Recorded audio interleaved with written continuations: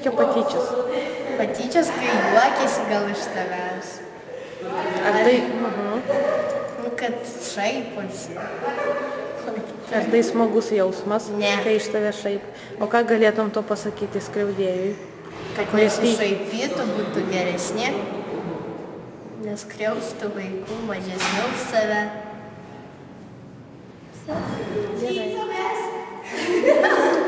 Patyčios tai yra labai skaudu. Kaip pavyzdžiui, skriaudėjas skriaudžia vieną vaiką ir jisai daro labai neteisingai.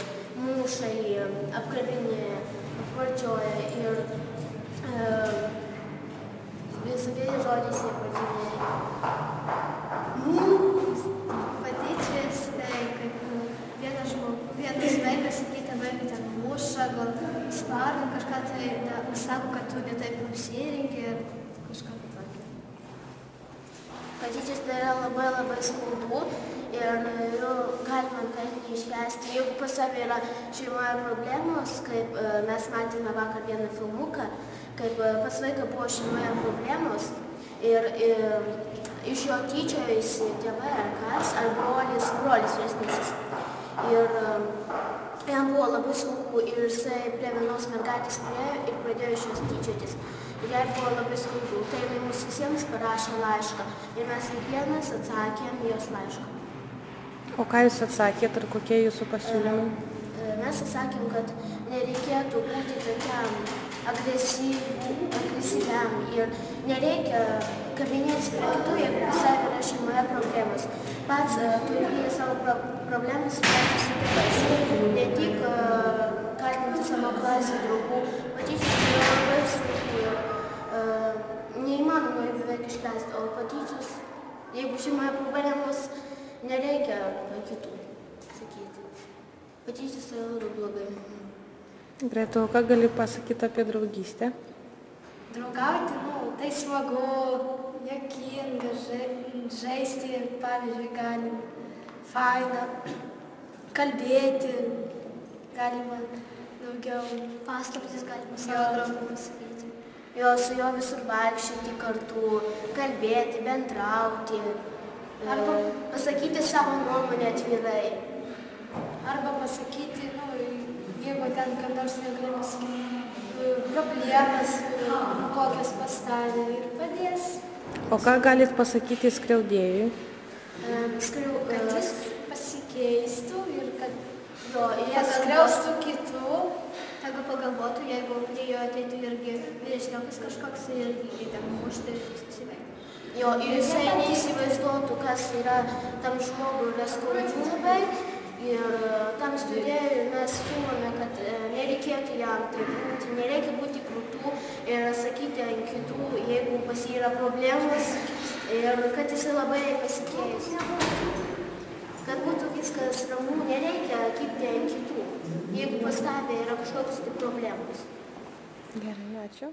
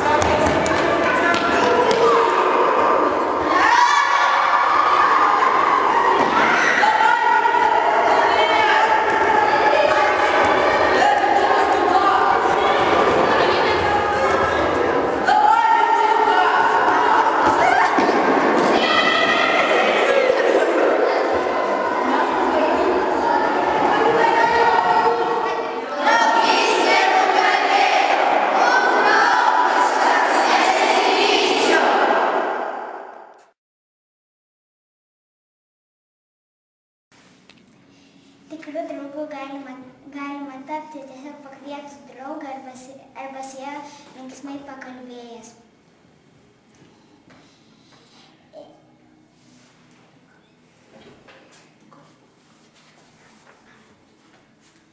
Tai čia tai yra draugystė, taip? O ką pasakyti žmogų, kuris nenori draugauti arba kuris negražiai elgiasi su kitu žmogumi?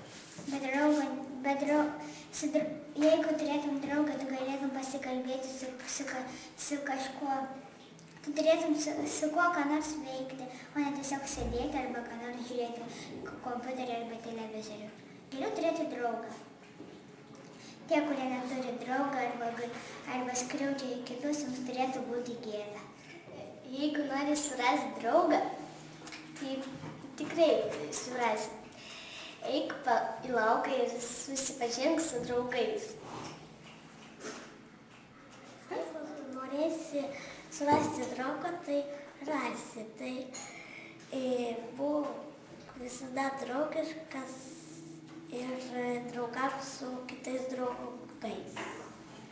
Ir su draugais nesimušti ir draugauti su jais. Jeigu tu nori surasti draugų, tu tikrai surasi, nors ir mokykloje, nors lauke, nors kitam iš jūsų mieste, bet tu tikrai rasi, nes tu esi žmogus ir tavo draugas, kurį tu rasi, jisai irgi yra žmogus ir susidraugausi tikrai.